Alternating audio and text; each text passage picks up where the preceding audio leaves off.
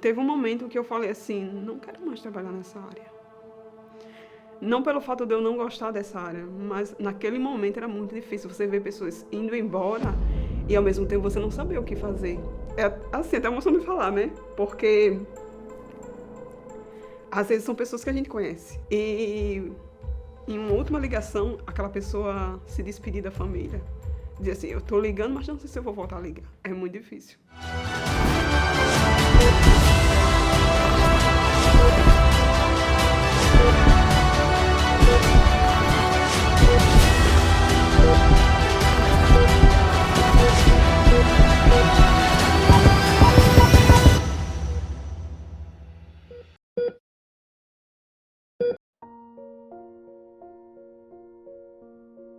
Me chamo Daniela dos Santos Oliveira. Atuo na área de enfermagem há 7 anos. Sou técnico de enfermagem. Tinha voltado da Europa quando tudo começou. Aí eu fiquei assim, nossa, será que é hora de voltar mesmo? Eu confesso que fiquei com muito medo de voltar a trabalhar. Comecei, acho que era 21 de março, e estava começando a pandemia. A princípio, a gente não tinha noção do que seria, do que era o vírus realmente. A gente achou que seria mais um vírus, uma dengue, ou qualquer outro vírus que não amedrontava muito a população. Quando eu voltei para o setor que eu trabalhava, totalmente mudado, totalmente transformado. Não era mais aquele ambiente que a gente estava acostumado, bactérias, vírus, aqueles que a gente já conhecia, mas era posso dizer, a gente estava numa guerra onde não conhecia o inimigo. Foi muito difícil. Você ter que se adaptar a outras situações que você não estava acostumado a viver. A situação era outra, o cenário era outro, o tipo de paciente era outro. Eu sempre trabalhei em UTI neonatal, os bebezinhos. E quando a situação realmente se agravou, eu fui uma das primeiras que mudei de setor. A princípio, a minha enfermeira chegou para mim e disse, Dani, você quer ficar no setor de Covid o dia todo? Não, quero só 6 horas. Eu posso falar com certeza, não foi um setor de guerra. Que você entra e você não vê a hora de sair.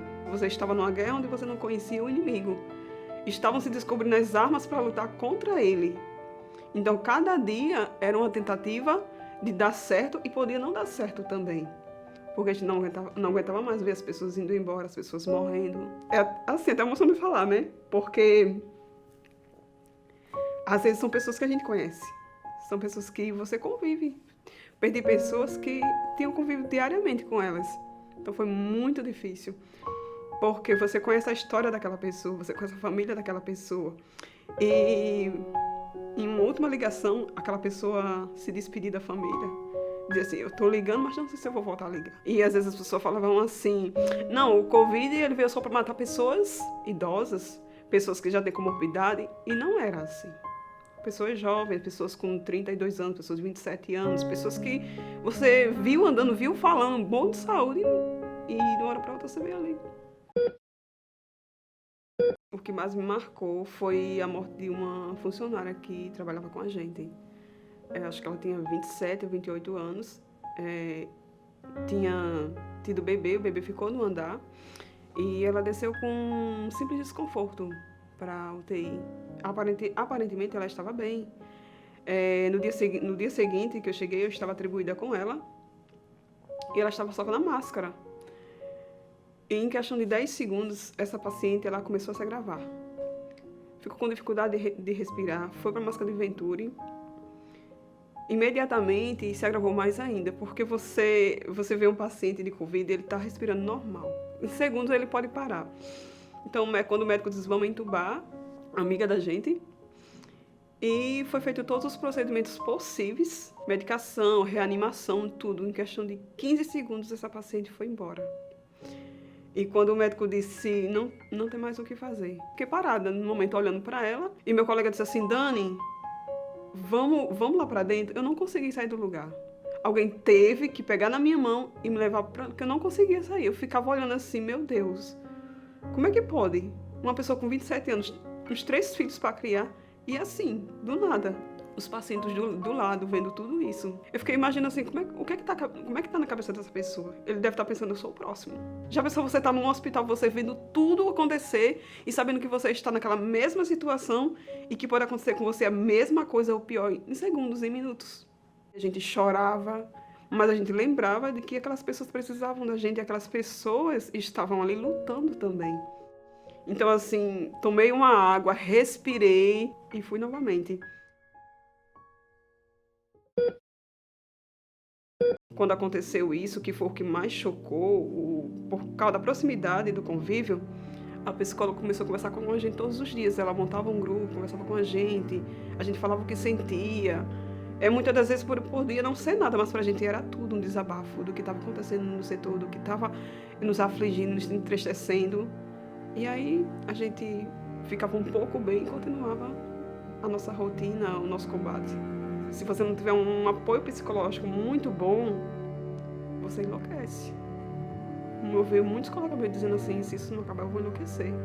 Muitos colegas meus pediram as contas. Não, vou arrumar outra profissão, isso não dá pra mim não, porque eu tenho família em casa. Não vou arriscar as pessoas da minha família.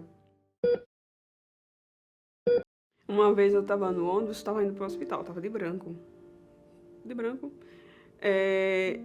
Eu cheguei, as duas cadeiras estavam vazias, eu sentei. E logo depois chegou uma pessoa e sentou, e outras pessoas foram sentando. E depois eu vi assim, uma conversinha assim, desconversando. Essas pessoas saíram de perto de mim, porque eu estava de branco. E comentavam assim, esse vírus ele está circulando por causa do pessoal da saúde, que ficam aí de máscara, ficam infectando o pessoal, a população. Isso me deixou muito triste mesmo. E a partir daí eu deixei de andar de branco. Eu andava com roupa a cor normal e as pessoas não sabiam que era técnico de enfermagem. Eu entendi nessa pandemia que não existia classe social, não existia pessoas mais importantes ou menos importantes. O vírus ele não escolhia o tipo de pessoa que ele queria infectar. Então, apesar de tudo, as pessoas acima de tudo têm que respeitar umas às outras. Se cada um fizer a sua parte, um faz o que pode um pouco, um faz o médio, faz o muito, e tudo isso faz com que a gente finalize essa pandemia. Muitos guerreiros. Tem pequenos e grandes guerreiros, mas eu considero todos grandes guerreiros. Você sabe o que é você saber que um pai seu está lá dentro do Covid e está muito, muito grave e você não poder visitar? Ou você perder um familiar seu e você não poder fazer o velório do seu parente? Isso é muito triste. Você conviveu a vida toda com aquela pessoa e você não ter a oportunidade de se despedir daquela pessoa. Então eu acredito nisso, que trabalho em equipe durante essa pandemia, pós-pandemia, ou qualquer outro vírus que venha a existir, a gente pode combater sim, fazendo a nossa parte. E o que eu espero daqui para frente é que as pessoas valorizem mais a prevenção, que se cuidem mais. O fato de você usar o álcool, lavar as mãos, é uma educação. E a educação ela pode salvar muitas vidas. Valeu tudo que você aprendeu e valeu continuar e vale continuar até hoje?